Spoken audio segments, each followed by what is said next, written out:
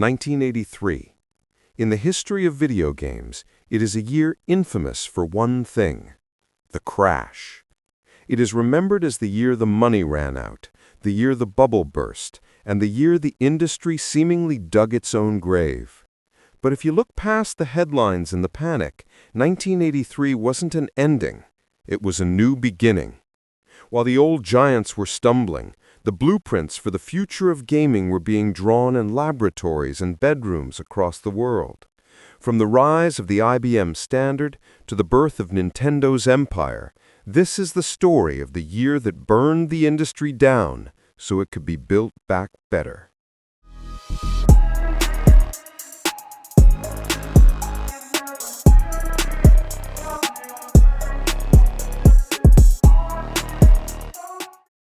In 1983, the video game world was experiencing a massive crash. Yet, away from the arcades and the consumer electronics stores, a new foundation was being laid. That foundation was the IBM PCXT, launched in March of that year. The XT was primarily a high-end business machine, costing nearly $5,000. While it maintained the same 4.77 MHz processor as the original IBM PC, it had upgraded RAM from 16 to 128 kilobytes. While it also introduced two major architectural changes that would prove pivotal for future games. The first, and most crucial, was the 10 megabyte hard disk drive. This was monumental. Before the XT, complex games required tedious floppy disk swapping.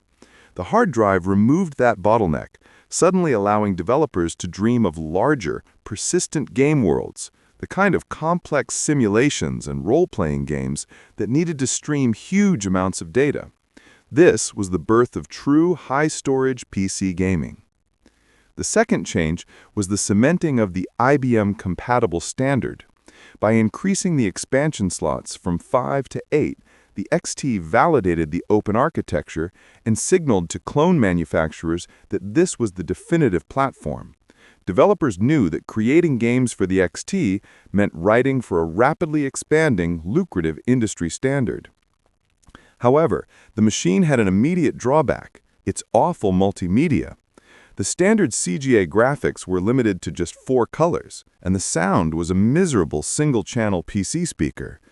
It was powerful for spreadsheets, but poor for fun. The XT was not the dominant gaming machine of 1983. That title belonged to the Commodore 64. But by establishing the hard drive and a robust, expandable standard, the IBM PCXT was the Trojan horse that ensured the personal computer would eventually become the world's most enduring and powerful gaming platform. The IBM PCXT hardware was nothing without the software that ran it, MS-DOS 2.0, released by Microsoft in 1983. The most vital feature was its new support for the hard disk drive. The old DOS was fine for floppies, but it couldn't handle the XT's 10 megabytes of storage. DOS 2.0 fixed this by introducing hierarchical directories, what we now call folders inside of folders. Without this structural change, organizing a large, complex game would have been impossible for both developers and players. Beyond the hard drive, DOS 2.0 brought a crucial flexibility inspired by systems like Unix. It introduced installable device drivers. This was a lifeline for gaming. It meant that third-party companies could now create and sell their own hardware, like better graphics cards, and later advanced sound cards, and provide the software needed to make them work. Games no longer had to rely solely on IBM's basic built-in features. Apart from IBM, 1983 saw Apple launching two radically different computers. One was a technological leap for the elite, the other an affordable workhorse for the masses. First was the Apple Lisa, released in January. This machine introduced the world to the graphical user interface, allowing users to point, click, and drag files using a mouse. Running on a powerful Motorola processor with an unprecedented 1 megabyte of RAM, the Lisa was the ultimate office innovation, as it introduced concepts like pull-down menus and overlapping resizable windows. Lisa OS bundled 7 integrated applications, including Lisa Write and Lisa Calc. However, its massive price tag, nearly $10,000, made it a commercial failure. It had virtually no gaming presence, but it served as the critical, expensive blueprint for the future Macintosh. Meanwhile, the machine that kept Apple afloat was the Apple IIe, released in the same month. The E stood for Enhanced. This was a critical, affordable update to the beloved Apple II. It featured 64 kilobytes of RAM standard and was built with total backwards compatibility, meaning it could run the entire existing library of thousands of games. Apple IIe was the undisputed king of the American classroom and a hugely popular home gaming machine. While the Lisa was a glimpse into computing's future, the IIe was the reliable, affordable machine that dominated the present and ensured Apple's survival through 1983. While America focused on the IBM PCXT and the Apple Lisa, Japan's computer giant NEC released a bold challenge to the status quo, the NEC PC100. Known as the IBM of Japan, NEC built this machine with a singular, ambitious goal: to bring the graphical power of the Apple Lisa to market, but faster and cheaper. Launched in October 1983 with a price tag of 398,000 yen, roughly $1,700 at the time, it was a premium machine, but significantly more affordable than Apple's $10,000 Lisa. For that price, NEC delivered a powerhouse running on an Intel 8086 processor at 7 MHz, which was notably faster than the IBM XT. Crucially, NEC designed the PC100 to redefine how people looked at computers. It offered an incredibly high 720 by 512 pixel resolution and could display 16 colors out of a 512-color palette. To maximize this graphical potential, it shipped standard with a mouse, a rarity in 1983, and a unique monitor that could be physically rotated to a vertical portrait orientation. This was designed specifically for high-end word processing and layout, allowing a user to view a full sheet of digital paper on the screen. Despite this technical superiority, the PC100 struggled. It was incompatible with NEC's own dominant PC98 series, and the software market was confused by its unique architecture. It remains a commercially failed, yet technically brilliant high watermark for 1983, showcasing just how far Japanese engineers were willing to push the envelope of PC graphics. Released primarily in Japan and parts of Europe in June 1983, the MSX was Microsoft's attempt to create a unified world standard for the home computer market, much like the VHS standard for videotapes. The name, which stands for Microsoft Extended, came from the idea that any piece of software written for one MSX machine would work on all others, regardless of the manufacturer. The MSX was not a computer made by a single company, but a specification agreed upon over a dozen major electronics firms, including Sony, Panasonic, and Yamaha. They all used the same internal architecture, a Zilog Z80 CPU, and the Texas Instruments TIA 918 video chip, the same chip used in the ColecoVision console. This instantly gave it great graphics capabilities. This standardized hardware made the MSX feel more like a game console than a traditional computer. Games were often released on cartridges that plugged straight into the machine. While it struggled to gain a foothold in the US, the MSX was wildly successful in Japan and countries like Spain, the Netherlands, and Brazil, becoming a crucial platform for early versions of iconic Japanese game franchises like Metal Gear and Castlevania. In stark contrast to the powerful machines of 1983 was the Mattel Aquarius. Mattel, the toy giant behind the successful Intellivision console, saw the market shifting rapidly from simple game consoles to home computers. Desperate not to be left behind, they rushed to release a budget machine to compete in the brutal price wars against Commodore and Texas Instruments. Launched in June with a price tag of $160, the Aquarius was powered by the Zilog Z80A CPU running at 3.5 MHz. the same processor found in the much better ZX Spectrum. However, the hardware surrounding that chip was disastrously limited. It shipped with a measly 4 kilobytes of RAM, barely enough to run a simple program, and featured a despised rubber chiclet keyboard. The real tragedy, however, was the graphics. At a time when gamers demanded smooth motion, the Aquarius had no sprite capabilities. This meant it couldn't render moving characters properly. Everything had to be built out of blocky, static text characters. It made games look primitive and jerky compared to the fluid animation on a Commodore 64. And you might ask, hey Tassos, what the hell is a sprite? Well, think of a sprite as a digital cutout. It is a 2D graphic, like a character, spaceship, or projectile, that floats on top of the static background. Because it is treated as a separate object, the computer can move it around the screen freely without having to erase and redraw the entire background, allowing for smooth, fast-paced animation. Mattel marketed it as a computer for the whole family, but programmers inside the company famously mocked it as the system for the 70s. It was an underpowered relic released into a high-tech war zone. The market rejected it violently. Mattel ceased production and discontinued the Aquarius just 4 months after its launch, a stark symbol of the chaos and unforgiving competition of 1983. The failure of the Mattel Aquarius was a canary in the coal mine. It showed that simply putting a microchip in a plastic box was no longer enough. The home computer market was becoming ruthless, but it was nothing compared to the catastrophe unfolding in the living room.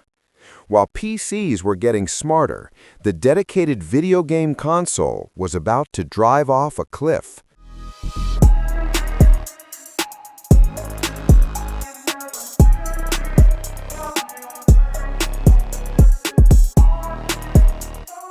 While 1983 was a year of innovation for computers, for the video game console industry, it was nothing short of an apocalypse.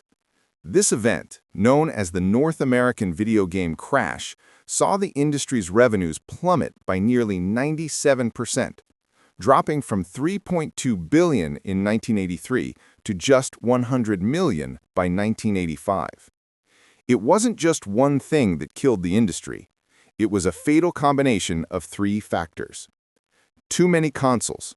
By 1983, consumers were drowning in hardware choices.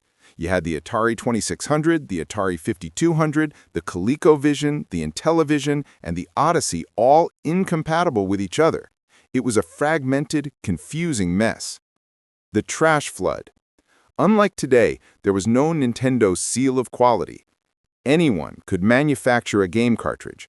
The market was flooded with low-effort, broken games, often created in weeks just to make a quick buck. Consumer confidence shattered. People stopped trusting that a $40 game would even be playable. The computer price war. Why buy a console that only plays games when, for the same price, you could buy a Commodore 64 that plays games and helps with homework? The aggressive price wars between Commodore and Atari made consoles look like bad value. In September 1983, crushed by massive financial losses and warehouses full of unsold stock, Atari hauled approximately 700,000 cartridges to a landfill in Alamogordo, New Mexico. They crushed the merchandise with bulldozers and poured concrete over it. For decades, this was dismissed as an urban legend, a myth about millions of copies of the failed E.T. game being hidden in the desert. But in 2014, excavators dug it up and proved it was real. It remains the ultimate symbol of 1983, the year the video game industry literally threw itself in the trash. The crash of '83 cleared the board. It destroyed the US-dominated console market, leaving a power vacuum that would eventually be filled by Japanese companies like Nintendo and Sega, while simultaneously pushing serious gamers toward the rising PC platforms we discussed earlier. As the North American video game market was collapsing in 1983, a new console war was quietly beginning in Japan. This was the moment the arcade giant Sega decided to enter the home market with its first console, the SG-1000, standing for Sega Game 1000. The SG-1000 was released on a highly significant date, July 15, 1983, the exact same day that Nintendo launched its family computer, or Famicom. This date marks the official beginning of the console rivalry for the third generation of video game consoles that would define the next 2 decades of gaming. But we'll talk more about this topic at the 1985 video. Sega built the SG-1000 using popular off-the-shelf components, giving it hardware specifications very similar to the popular ColecoVision. This meant it was capable of producing great arcade-style graphics and sound right out of the box, and Sega had a strong library of arcade conversions ready. Though it performed better than Sega expected initially, selling about 160,000 units in its first year, it was ultimately outmatched by the Famicom and eventually lost the Japanese market share battle. Crucially, the SG-1000 was never officially released in North America. But this initial foray was vital. It taught Sega how to build a home console and laid the foundation for its next, more successful system, the Master System. On the same day Sega launched the SG-1000, July 15, 1983, the true king of the console market was born, the Nintendo Family Computer, or Famicom. It launched in Japan with little fanfare, but its impact would be global and permanent. The Famicom was the brainchild of 2 men at Nintendo, Masayuki Uemura, the lead engineer, and Shigeru Miyamoto, the company's star game designer. Nintendo had been highly successful in the arcade, with hits like Donkey Kong and Wrecking Gourmand. Nintendo president Hiroshi Yamauchi gave Uemura a single, non-negotiable directive: build a home console that was cheap, reliable, and technically powerful enough to play arcade-quality games. Crucially, Yamauchi stated the Famicom must cost less than 10,000 yen to manufacture, forcing Uemura to innovate by using cheaper, custom-designed chips. Nintendo, an old Japanese company with a history in playing cards and arcade games, learned from the mistakes that were currently crushing the American industry. But the Famicom suffered initial setbacks, including a major recall due to a faulty motherboard. But Nintendo quickly fixed the issues and, critically, enforced strict quality control over every game released. This addressed the core problem that killed Atari. Yamauchi's vision was to avoid the mistakes that were killing Atari in the US. He demanded a system that was technologically superior to the competition and, most importantly, one that Nintendo had complete control over. For the graphics, Famicom used the custom picture processing unit, and the specialized CPU were designed to handle high sprite counts, 64 sprites, Aquarius, allowing for the smooth, arcade-like action that defined its launch titles. Also, unlike Atari, which allowed any third party to publish cartridges, Nintendo ensured every game released for the Famicom was created or approved by them. This strict quality control was the fundamental business difference that would save the console market. Despite its revolutionary design, the Famicom launch was not smooth. Shortly after its July 15, 1983 release, Nintendo encountered a severe manufacturing issue. A faulty chip in the motherboard caused the system to crash when used in specific conditions, particularly when the machine heated up. This forced Nintendo to issue a massive recall for the entire first production run, a significant financial risk for the company.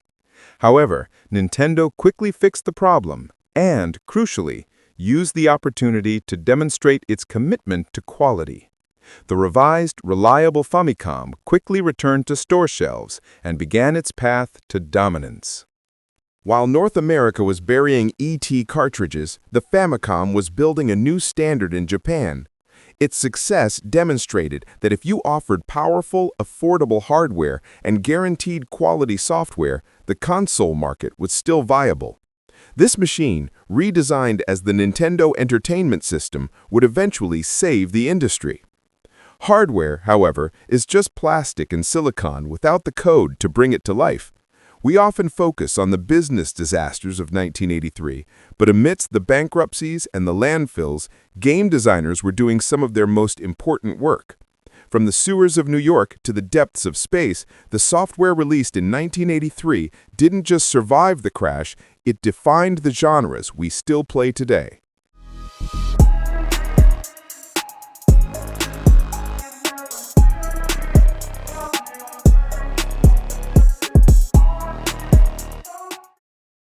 Released for the arcade in North America in March 1983 and in Japan in June, Mario Bros. Was the crucial intermediate step between the single-screen survival of Donkey Kong and the revolution of Super Mario Bros. 2 years later.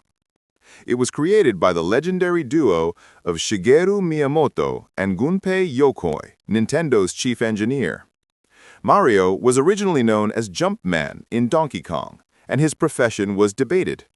With Mario Bros., Miyamoto solidified his role, a plumber working beneath the streets of New York, tasked with clearing pipes of creatures like turtles and crabs. This game, for the first time, gave Mario his name and his profession. The core gameplay mechanic was completely new and highly influential. You couldn't just jump on the enemies. The main method of attack was jumping under the platform they stood on. This mechanic would flip the enemy over onto its back, making it vulnerable to a final kick. This unique platform interaction was crucial to the game's addictive nature. Most importantly, Mario Bros. Introduced Mario's younger, taller twin brother, Luigi. Mario Bros. Was designed for two-player cooperative and competitive gameplay, inspired by arcade games like Joust. Players could work together to clear the stage, or they could intentionally bump into each other and steal kills. This foundational two-player dynamic became a staple of the franchise. Elements introduced in this game, like the ability to flip enemies, the spinning bonus coins, and the central POW block, were all carried over to Super Mario Bros. And became permanent elements of the entire Mario universe. While it was not the massive, genre-defining hit that Super Mario Bros. Would be 2 years later, Mario Bros. Cemented the character's look, established the core plumbing theme, and introduced Luigi. It was widely ported to almost every major home computer and console of the era, including the Atari systems and the Commodore 64, making the two brothers household names just in time for the console industry to be saved by the Famicom. No game better represents the sheer spectacle and technological excess of 1983 than Dragon's Lair. This was an arcade machine that didn't run on traditional circuit boards, but on a LaserDisc player. You might ask again, hey Tassos, what is LaserDisc? Well, I'm glad you asked, because it was the first commercial optical storage medium using a laser to read high-quality analog video from a large 12-inch disc. In 1983, it offered the sharpest video resolution available, far superior to VHS or any computer display. For the first time, players saw full-motion cartoon animation that looked like it was ripped straight from a Walt Disney film. The game was an interactive movie where you controlled the bumbling knight Dirk the Daring. The catch? The gameplay was limited to QuickTime events, or QTEs, pressing the joystick or fire button at precise moments to survive.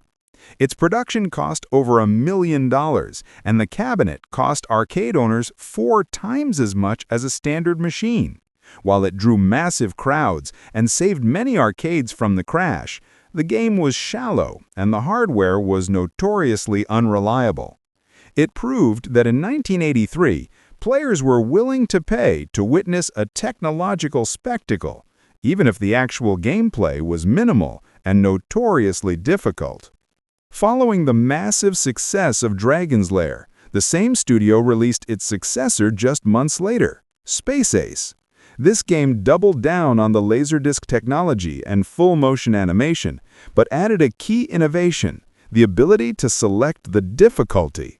Once again, players controlled a heroic figure, this time the space hero Dexter, who could transform into his muscular alter ego, Ace.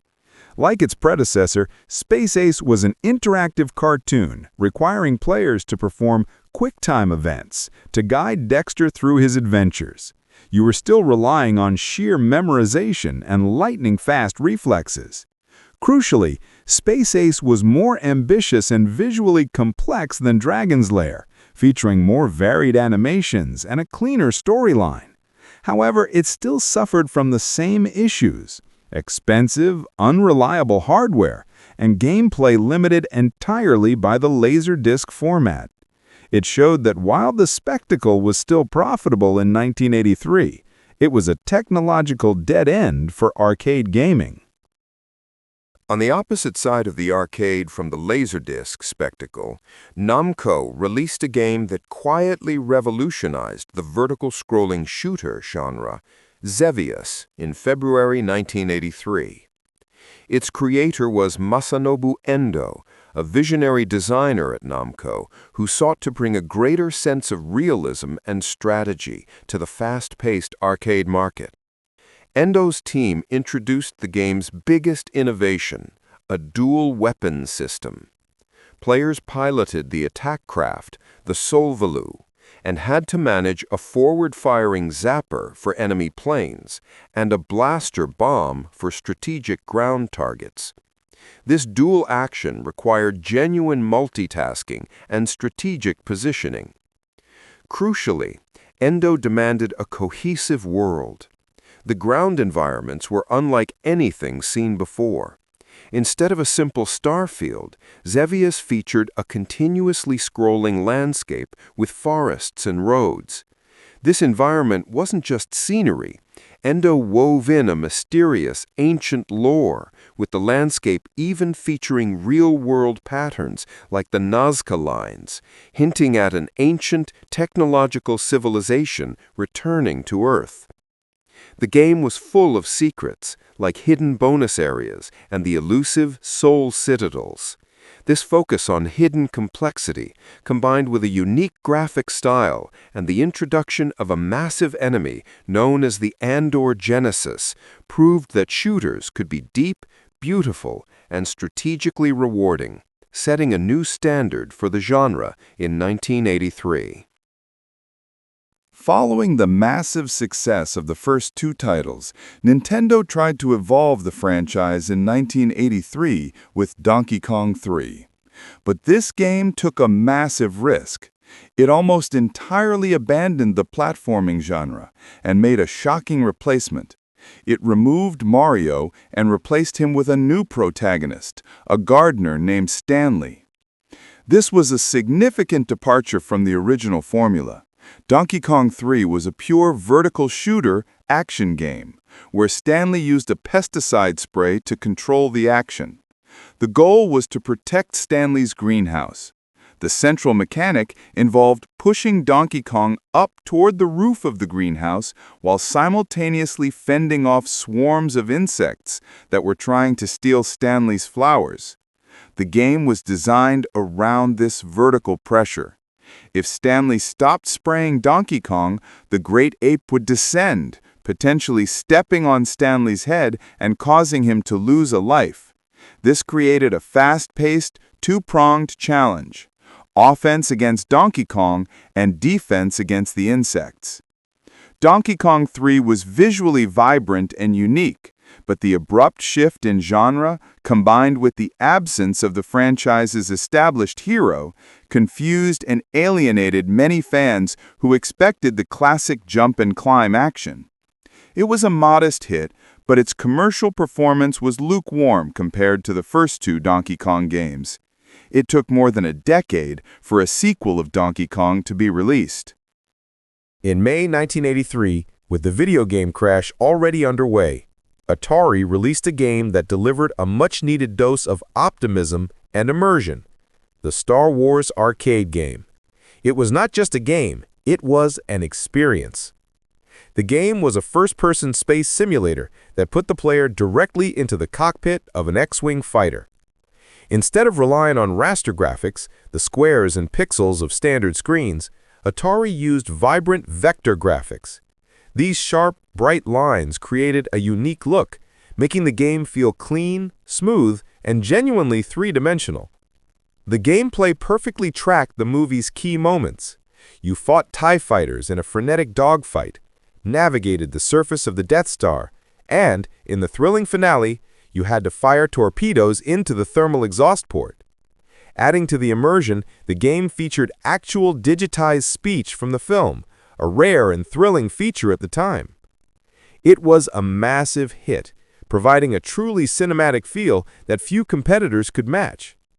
The Star Wars arcade game demonstrated that high-quality, immersive experiences could still draw huge crowds, even as the larger console market crumbled around it.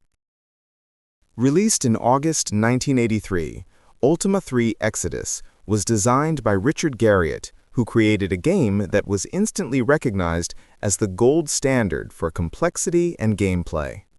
The most significant innovation was the shift from controlling a single hero to managing a four-member party. For the first time, players had to carefully balance their team, choosing a fighter, a cleric, a wizard, and a thief to ensure strategic coverage. This requirement for party composition became a fundamental convention for nearly every successful RPG that followed. The second major shift was in how you fought. Earlier RPGs were abstract, but Ultima III introduced dedicated tactical combat. When you met an enemy, the game switched to a grid where you had to maneuver your individual characters, use spells, and position your party members for maximum advantage. This strategic tile-based system was a revolution. Furthermore, the game made use of the era's emerging sound and graphical capabilities, featuring animated monsters and a memorable theme song.